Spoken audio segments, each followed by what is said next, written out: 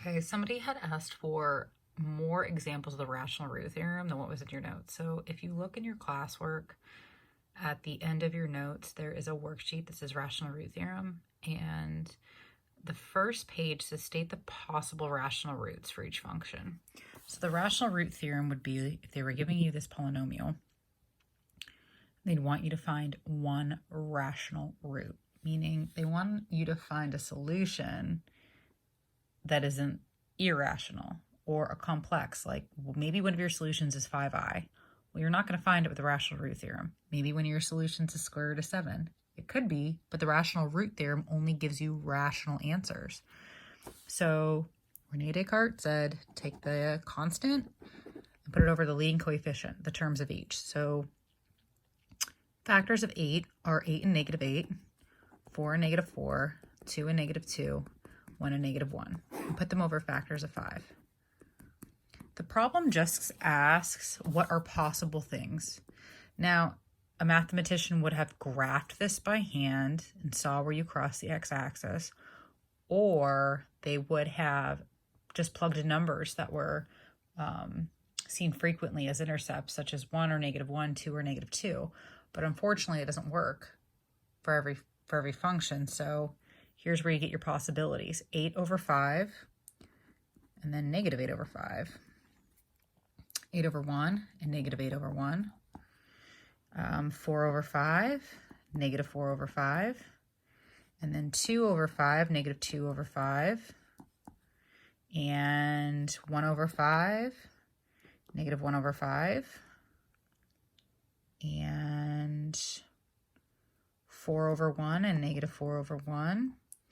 And 2 over 1 and negative 2 over 1. And then 1 over 1 and negative.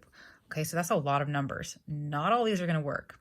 We might not have 3. Maybe 1 works. So Rene Descartes, being in the 1600s, would have either plugged the numbers in or used long division. Ruffini came about 100 years later, so he wouldn't even have had synthetic division to use, which would have been a bummer. So, but we're going to use it. So let's say I'm going to go with 4. It's a nice, pretty number. Let's just try it. So 4 would be a solution. Then we'd get a remainder of 0. We drop the 5. You get 20, 18.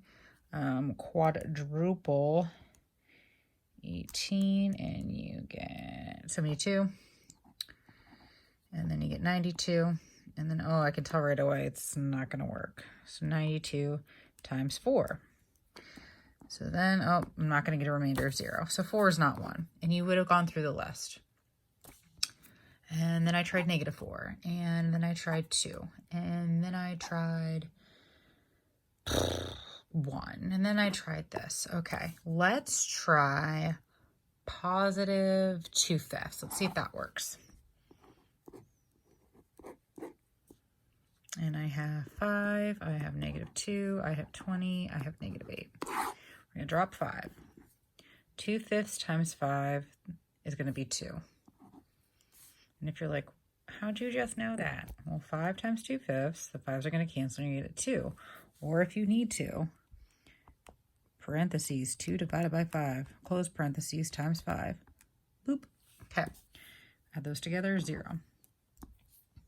You get 20. Okay, and this is going to be 2 times 20 is 40. 40 divided by 5 is 8. Yay! The only thing they asked you was which rational, not even which, what are the possibilities? So the answer to this question were all of these numbers. The second page asked, name all the rational roots.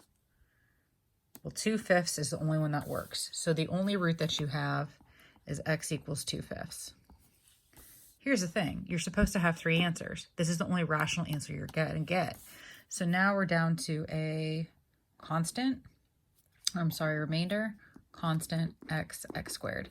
So you're left with 5x squared plus 20 equals 0. Okay, so we can find the factors by hand. Let's take out a GCF. So your answer is x plus 4 equals 0. Bring 4 to the other side. Take the square root of both sides. Your answer is I root 4. So square root of 4 is 2. So your answer is 2i and negative 2i. So what are the solutions for this? 2/5, 2i, and negative 2i. If you still need other questions or more help, you can use that worksheet. And if you're doing it and you're getting stuck, write on the comments and I will put another video up. There was a question about number 36, I believe, on page 356. I have an error on it. I did it, but it's not coming out. Like, you can look at this for a minute, the person who wanted it, and press pause, but I'm making an error somewhere because I'm getting an answer of 4 and 1, and then when I'm plugging it back in, it's not working to get a remainder of 3. So I'm going to just pause it, kind of look at it for a minute, and then come back to it. So, all right, any more questions? Let me know.